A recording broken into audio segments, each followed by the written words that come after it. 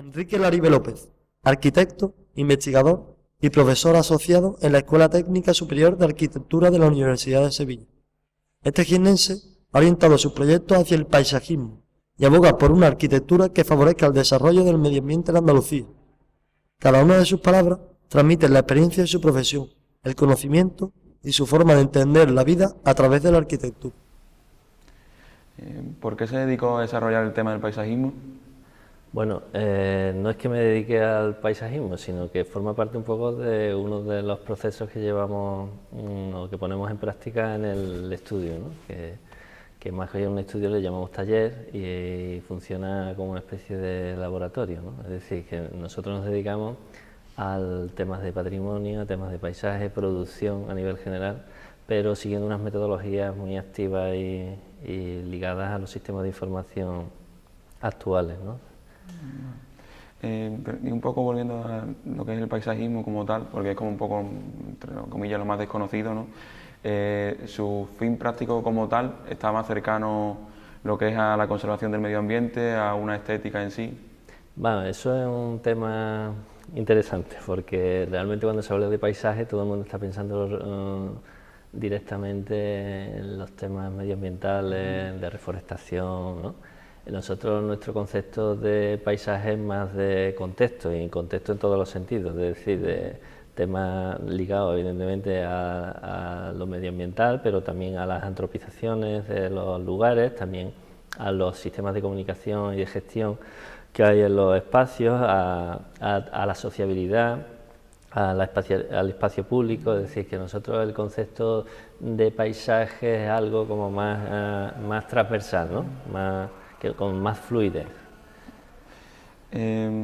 Usted, aparte de tener su taller, como bien ha dicho, ¿no?, también es profesor.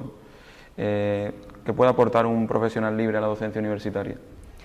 Pues yo creo que es una buena pregunta, porque además yo estoy como se suele decir,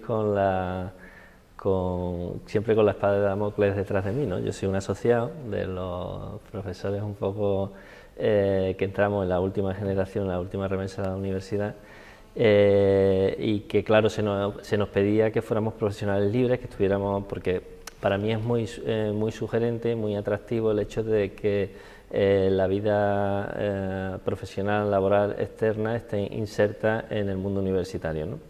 Para mí es uno de los defectos que veo yo ahora mismo en la universidad, que es la falta un poco de transferencia, ¿no? De transferencia de conocimiento desde grupos de investigación o de transferencia a nivel real y profesional en la calle. Es decir, que si bien es una docencia de mucha calidad, sin embargo, peca un poco de no estar en la realidad de la calle, de lo que está pidiendo la sociedad, ¿no? De lo que nos está exigiendo. Entonces, desde lo poquito que yo puedo aportar, ¿no?, y desde mi trayectoria, que empezaría ya por el 2006 en Málaga, ¿no?, y además yo he pasado por departamentos de dibujo, expresión gráfica, luego cuando llegué a Sevilla he estado muchos años en el departamento de Historia y Teoría de la Arquitectura, dando asignaturas muy diversas, y ahora mismo me encuentro por una cuestión de adaptación de crédito en el departamento de proyectos, que es más de procesos, de acciones, ¿no?, y siempre yo intento transmitirle a los alumnos esa capacidad que quiero que adquieran, que es la de emprender cosas sin necesidad de recibir encargos en un momento concreto, sino que ellos sean capaces de afrontar de motu propio una estrategia que luego puedan ir moviendo, incrementando, investigando, ¿no?, generando nuevos procesos, y que ellos mismos sean capaces también de aglutinar ese... Y con respecto a lo del profesional libre, ¿cómo se lleva el tener un trabajo por fuera de la universidad y realizar una investigación, ¿no? ¿Cómo se compatibiliza? Bueno, yo desde casi que terminé mis estudios aquí en Sevilla, me dedico casi diariamente a mi actividad. Es decir, para mí el día a día es mi actividad. Es decir, yo cuando viajo, cuando voy a alguna ciudad o a algún territorio, o cuando estoy en la escuela estoy cargándome las pilas, estoy produciendo cosas, estoy intentando activar, luego llego al estudio, descargo esa información. Es decir, que para mí el día a día, ¿no? Incluso una charla con compañeros, una charla con promotores, una charla con la administración, es decir, para mí eso supone una carga de energía, incluso a nivel de la propia familia, ¿no? Bueno, no sé si suerte o desgracia, pero bueno, mi pareja también es del gremio y entonces compartimos de alguna manera esa, no sé si mala costumbre, pero bueno, para nosotros es muy sugerente, ¿no? Y es muy atractiva, ¿no? ¿Puede favorecer la arquitectura el desarrollo del medio ambiente? La arquitectura no es que pueda, es que debiera, ¿no? Es decir, la arquitectura ahora mismo, aunque sepa mal decirlo, la crisis ha venido muy bien, ¿no? Para los procesos y todo este argumento fantasmal que se había generado en torno a la construcción y a la producción de artefactos en la ciudad y en el territorio. Y yo creo que las crisis, si las analizamos a lo largo de la historia, han sido muy fructíferas a la hora de generar laboratorios de ideas de procesos nuevos, ideas de pararse y pensar, repensar sobre la sociedad, sobre esas preguntas, esas interrogaciones que nos debiéramos hacer en un proceso proyectual normal, es decir, de investigación, de reflexionar sobre el lugar, sobre la identidad, el carácter de los sitios, reflexionar sobre los modos y las maneras, ¿no? Y que ahí estarían los sistemas constructivos ligados a las nuevas energías, ¿no? De las que ahora mismo tenemos, sobre todo aquí en Andalucía, ¿no? Tenemos un bagaje bastante importante a nivel de investigación y elaboración de patentes, ¿no? ¿Usted cree que se ha construido bien en el litoral español? Bueno, la verdad es que no. Bueno, pero eso está enmarcado en los procesos un poco de dinámicas, ¿no? Globales en las que hemos estado inmersos, ¿no? Todo el tema. Además, ahí está, por eso yo cuando hablo de paisajes no me refiero simplemente a cuestiones medioambientales, yo me refiero a cuestiones muy globales, incluso de comunicación y de publicidad. Si tú publicitas un espacio como el espacio idílico maravilloso y entonces genera una apetencia y eso genera una economía, ¿no? Que es una economía inicialmente no visible, pero que está ahí en los espacios, en los terrenos, en los paisajes, al final el ser humano acaba cayendo en la trampa y generando unas potencialidades en esos lugares que acaban construyéndose, ¿no? Entonces, ¿qué ha pasado en el litoral andaluz?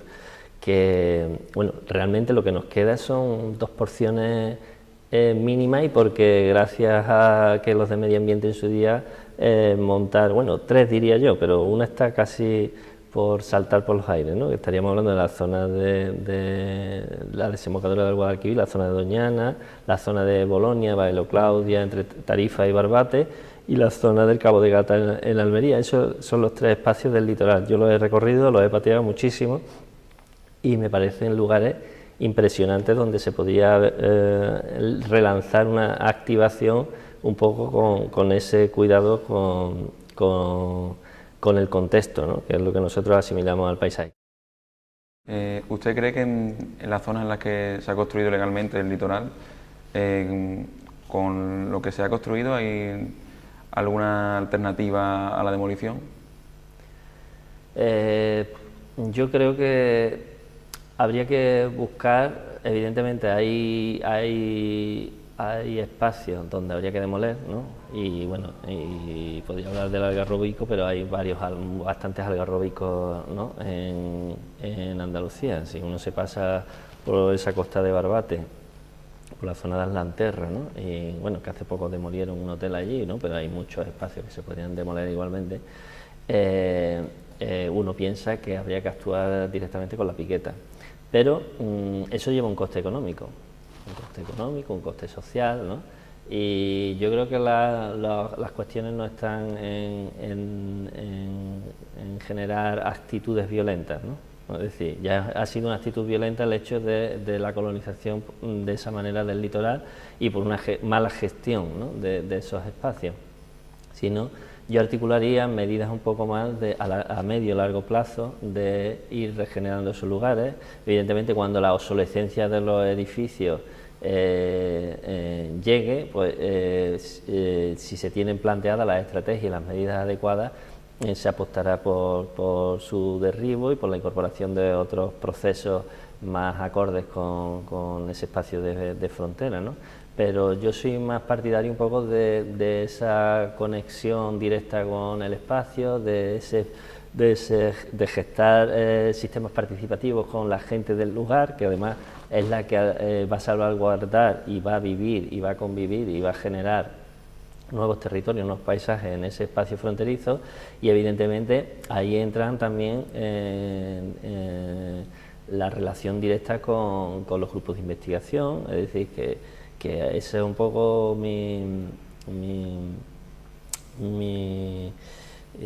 llamada, ¿no?, un poco a que la universidad, ¿no?, que tenemos grandes profesionales y grandes investigadores en la Universidad Andaluza, estén directamente ligados a los procesos, ¿no?, como este, ¿no?, que están causando un poco de pavor, ¿no?, sobre todo por el consumo que estamos haciendo de recursos que nos han llegado a través de muchos tiempos, muchas culturas, ¿no?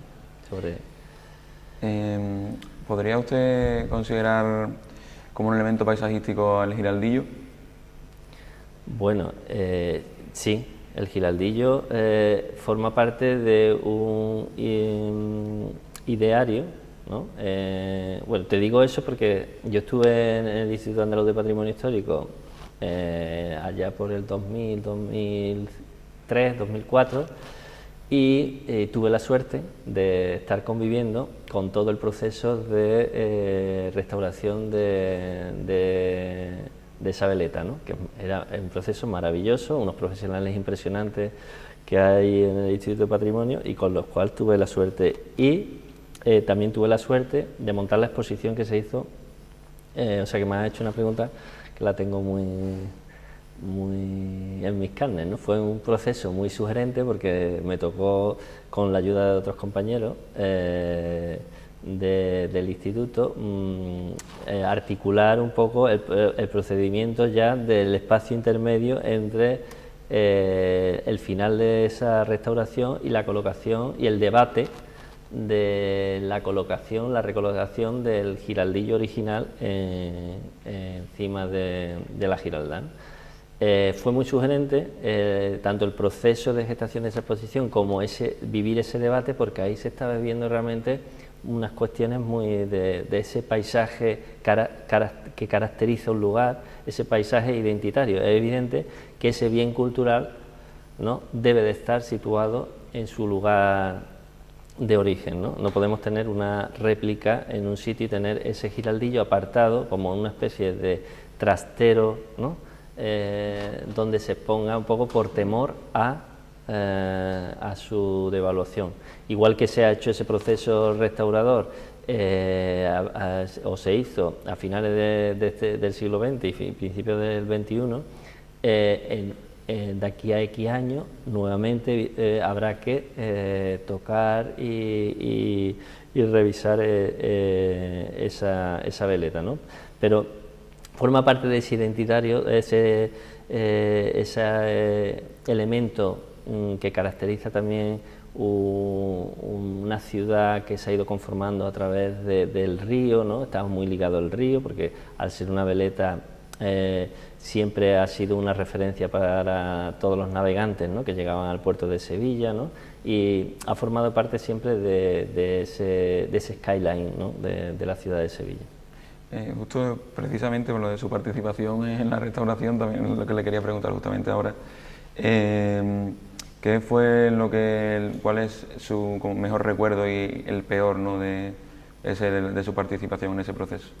¿El del giraldillo en concreto? En la restauración del giraldillo. Bueno, yo de peor no tengo ningún recuerdo malo. Es más, fue algo apasionante, que nos lo tomamos de una manera muy de laboratorio, ¿no? Porque tanto en el proceso de traslado del Giraldillo como en el proceso de montaje allí en las Atarazanas, donde finalmente fue la exposición, porque inicialmente se barajaba en otros lugares y tuvimos la suerte al final de hacerlo en Atarazana, fue un trabajo casi de 24 horas durante 6 días que duró el montaje, ¿no? Y allí comíamos, trabajábamos, nos quedábamos por la noche, salíamos a tomar luego una cerveza en los alrededores con los montadores, con los restauradores, ¿no?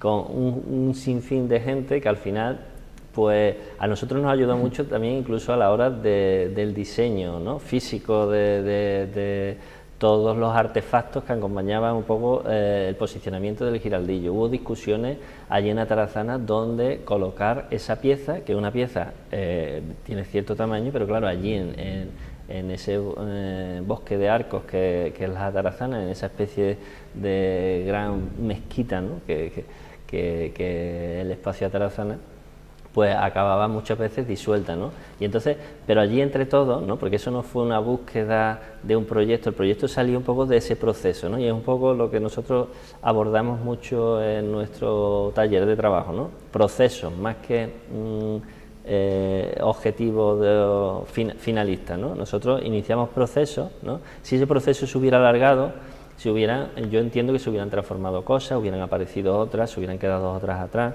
¿no? Pero yo lo que valoro de eso es las sinergias que se generaron entre las diferentes disciplinas que estábamos participando en eso y el proceso que se generó, ¿no? De hecho, como estaba diciendo, en el propio diseño de los artefactos tomamos de referencia todo el proceso del Giraldillo, ¿no? Como el Giraldillo en un momento dado hubo que abrirlo, se le tuvo que extraer el vástago central, ¿no? Porque estaba bastante deteriorado, para luego volverlo a insertar, ¿no? Era como la espina dorsal del Giraldillo. Entonces nuestras estructuras eran pieles y eran estructuras internas, ¿no? Y entonces jugábamos un poco, y eso, si no está en ese magma disciplinar que se monta cuando inicias un trabajo, no eres capaz de transmitirlo luego, ¿no? Usted ha ganado varios premios, ¿no? de viviendas de autoconstrucción, ¿no? ¿En qué consisten este tipo de viviendas? ¿Usted lo podría considerar como una alternativa a la crisis? Yo creo que, y en este caso la Junta de Andalucía, a través de la Consejería de Obras Públicas, ya por los años 95-2000 empezó a posicionarse con una actitud muy real sobre el hábitat, y sobre todo en los espacios de las ciudades medias, ¿no? De las que Andalucía está muy caracterizada, ¿no? Por esas ciudades medias, agrociudades, ¿no? Que de alguna manera, y entonces eran situaciones que venían dadas de procesos de investigación, ¿no? De contactos, ¿no? De un proceso también de cooperación con los lugares de Iberoamérica donde se estaban generando esos sistemas, ¿no? Y eran sistemas como de proyectos en proceso, es decir, lo que de alguna manera salía a concurso eran pequeñas promociones de núcleos de habitación que pudieran ser ampliables, que pudieran ser construidos por los propios habitantes de las viviendas, ¿no? E incluso en la dirección de obra que hubiera una conexión muy directa con las necesidades sobre la marcha que pudieran tener estas familias. Entonces, nosotros estábamos recién titulados, integrarnos directamente en ese proceso, bueno, a través de un proceso concursal, ¿no?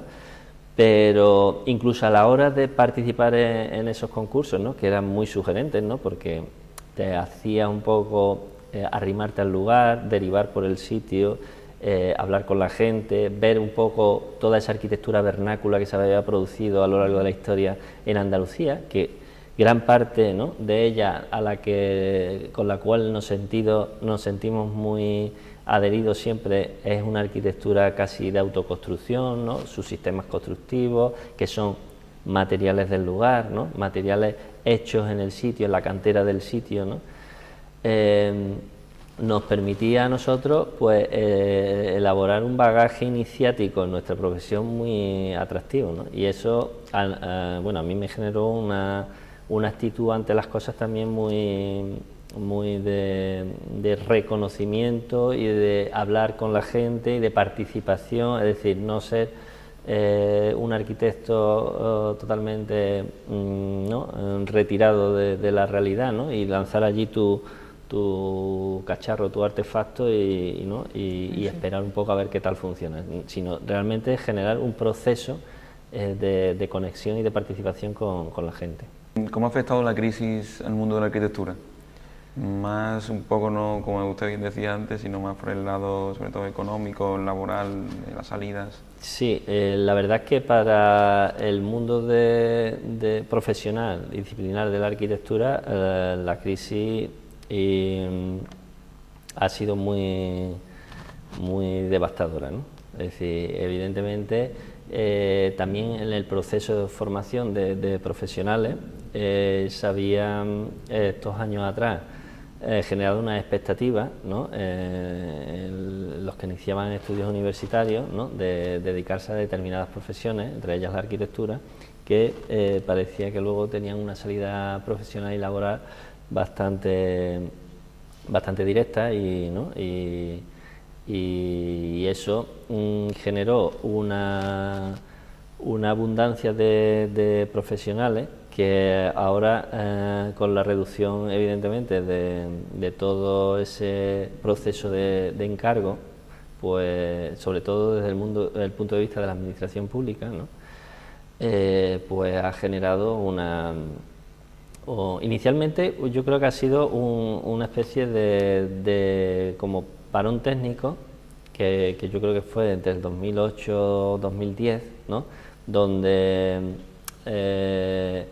los estudios sufrieron una devaluación a nivel de personal, de gente, y a partir del 2010, vamos, por conexiones que tengo con otros compañeros tal igual, empezó a generarse una especie de revisión, de reorientación, de intentar generar una economía más de subsistencia y menos una economía de expansión, ¿no? Como hasta la fecha había ocurrido, ¿no? En gran parte de los estudios, ¿no? que el que se iniciaba y empezaba a generar una arquitectura consumista, ¿no? Pues rápidamente empezaba a engancharse incluso con los sistemas de gestión y con los sistemas de promoción, ¿no? Y eso, claro, ese corpus disciplinar, ese corpus de profesionales ha sufrido bastante más la crisis, ¿no? Que a lo mejor los que nos dedicamos más a una situación más intermedia entre la investigación, la acción un poco más repensada, vinculada más a cuestiones más abiertas, más ligadas al territorio, ¿no? Menos ligadas al objeto arquitectónico, ¿no? Entonces yo creo que ahora estamos en la fase y están surgiendo ideas muy potentes, muy sugerentes, ¿no? de reconversión de la disciplina, de la interacción con otras disciplinas, ¿no? Del montaje de pequeños laboratorios, ¿no? donde se están dedicando tanto a la producción textil como a temas comunicativos, como a la venta de artículos, como al diseño de muebles, ¿no? O otros profesionales que se están dedicando a cuestiones puramente de reflexión, de comunicación, de publicación, de lanzamiento de blogs, ¿no? De blogs de pensamiento, blogs críticos, ¿no? Sobre sistemas, y que lo que hemos generado yo creo que es una situación enzimática que yo creo que de aquí a poco tiempo va a empezar a surtir efecto, ¿no? Yo soy muy positivo siempre, incluso desde el momento en que surge este fenómeno un poco de parón, ¿no? Que incluso yo en principio creía que tenía mi estrategia muy diversificada, pero me di cuenta que, claro, era diversificada con la administración pública y fue una de las primeras un poco que cerró el grifo, ¿no? Pero ya te digo, yo creo que yo soy muy positivo, yo pienso que la solución está en generar ese carácter de emprendedor, que la solución está en el territorio, de que la solución es que está en el factor patrimonial y sobre todo que tenemos en Andalucía. Yo creo que Andalucía es una de las regiones que tiene una cualidad y una calidad a todos los niveles espacial más interesante, yo diría que no del Mediterráneo, sino de Europa, ¿no? Es decir, aquí yacen ¿no? y a poco que se ponga uno a escarbar ve un poco todas esas situaciones. Y yo creo que de aquí a poco se van a ver, no sé, resueltas gran parte de esas carencias, ¿no? Que han generado la crisis a través de líneas estratégicas que ya se están viendo de reciclaje disciplinar, ¿no? Usted hablaba justamente ahora del patrimonio, ¿no? Usted ha tenido que ver, ha hecho trabajos, ¿no? de lo que sería ahora como recopilación de información para que se pueda declarar patrimonial a una zona, ¿no?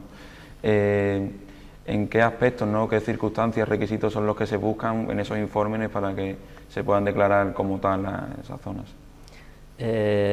Bueno, has dado también la pregunta esa es sugerente, ¿no? Porque el patrimonio, que es ese proceso, en lo que nosotros identificamos con los procesos, ¿no? El patrimonio es algo que ha tenido una evolución, yo creo que de las cosas que más han evolucionado en los últimos años, ¿no? Pasando desde ese concepto de lo patrimonial, de lo monumental, a ese concepto ya de lo objetual, el contexto, ¿no? patrimonial, cuando se empezaba a hablar de los contextos, no solamente del BIC, sino de su contexto. Con la última, bueno, cuando surgió todo ese movimiento a nivel europeo, ¿no? relacionado con el paisaje, con tener en cuenta en los territorios esas concepciones más territoriales, más paisajísticas, y luego cómo eso repercute en la ley andaluza última del 2007 de patrimonio histórico, donde se articulan ya situaciones ya más territoriales, más de no quedarse simplemente con el objeto patrimonial, ni siquiera con su contexto, sino con todos los sistemas y las estructuras que ellos generan en el territorio, de caminos, de antropizaciones, de temas ligados a usos diversos, ¿no? Pues genera en los profesionales que nos dedicamos a esto nuevas expectativas. ¿Qué ocurre? Que yo ahora mismo iría más allá, es decir, yo sí he estado trabajando y además a nivel andaluz, ¿no? En Jaén, en Sevilla, ¿no? En cuestiones muy directamente ligadas a la protección, ¿no? Y a intentar elaborar documentos de protección, que nosotros le llamamos siempre de protección activa, ¿no? Porque nos interesa el patrimonio como algo que está en continuo cambio, con una dinámica continua, ¿no? Estimábamos ya en los últimos documentos con los que estuvimos trabajando, que fueron las dos zonas patrimoniales de Sevilla, la zona del Aljarafe y la zona de los Alcores, que era necesario ir más allá, ¿no? Y más que ir a delimitaciones, de ir a sistemas de gestión, que no nos hablaran de límites o de línea o de, ¿no? Que eso al final genera debate, genera contradicción, sino ir un poco a sistemas de gestión activa sobre los territorios, y una gestión activa que estuviera ligada a todas las capas, ¿no? Que de alguna manera nos marcan esa antropización, pero también a situaciones globales, economías, ¿no? Potencialidades, ¿no? Y con estrategias a medio y largo plazo, ¿no? Y ese era nuestro discurso un poco. Empezamos a articular en los documentos últimos que estuvimos montando para la declaración de las zonas patrimoniales de Sevilla. Ya para concluir, su taller se llama La Casa Vacía, ¿no? ¿Cuáles son los proyectos en los que está actualmente involucrado? Pues ahora estamos trabajando en varias líneas, ¿no? Nuestros paisajes, nuestros procesos ahora de trabajo están muy ligado a los sistemas de producción, a la producción tanto producción del territorio en Andalucía, es decir, de hecho tenemos un proyecto iniciado que se denomina paisajes comestibles, un poco para articular ese enganche que siempre ha tenido todo el territorio andaluz, ese agrosistema, ¿no?, vinculado a lo que genera luego en el paisaje, ¿no?, en el paisaje, las gentes, ¿no?, y cómo eso al final se relanza a nivel global, ¿no?, en los territorios, y cómo de alguna manera a través de pequeñas operaciones, sobre todo de gestión, se puede operar sobre esos territorios mejorando calidades, producciones, etcétera. Pues nada, con eso concluimos. Muchas gracias, Enrique. Gracias a vosotros.